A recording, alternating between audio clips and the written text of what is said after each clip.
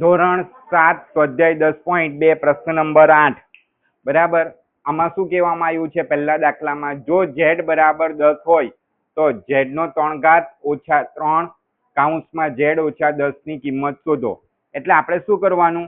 પહેલા સાદું રૂપ આપી દેવાનું, પછી જ્યાં z દેખાય ત્યાં શું મૂકી દેવાનું? 10 મૂકી દેવાના. ખ્યાલ આવે છે? ચાલો તો પહેલો દાખલો આપણે જોઈશું. પહેલો z નો 2 ઘાત ઓછા 3 કૌંસમાં z ઓછા 10 બરાબર. અથવા તો તમે પહેલેથી જ z બરાબર 10 મૂકો તો પણ ચાલે. તો આપણે પહેલેથી જ z બરાબર 10 મૂકતા. કેટલા મૂકતા? z બરાબર 10 મૂકતા. તમને જ્યાં જ્યાં z દેખાય ત્યાં શું મૂકી દેવું? 10 મૂકી દેવું. તો જુઓ આટલે z છે, દેખાય છે, એટલે આટલે શું આવશે? 10 નો 2 ઘાત ઓછા 3 આટલે પણ z છે, તમે જુઓ, જોઈ શકો છો, એટલે આટલે શું આવશે? 10 આવશે. 10 ઓછા 10 તો 10 નો 2 ઘાત એટલે 10 ગુણ્યા 10 ઓછા 3 10 માંથી 10 જશે તો શું આવશે? 0. માટે 10 10 વાર કેટલા? 100 ઓછા 3 ગુણ્યા 0 તો 3 શૂન્ય 0 એટલે કે 100 ઓછા 0. 100 માંથી 0 બાદ કરે તો જવાબ શું આવે? આપણો 100 આવે. આ આપણો શું થઈ ગયો? જવાબ આવી ગયો પ્રથમ દાખલાનો. હવે બીજો દાખલો જોજો. એટલે બીજા દાખલામાં શું કીધું છે? જો p બરાબર -10 હોય, આમાં કેટલા કીધા છે? -10. એટલે જ્યાં જ્યાં p દેખાય ત્યાં આપણે કેટલા મૂકવાના છે? -10. પહેલા દાખલામાં z બરાબર 10 હતું. તો બીજો દાખલો p નો 2 ઘાત ઓછા 2p ઓછા 100 છે. કિંમત લખી આપણે અહીંયા બરાબર.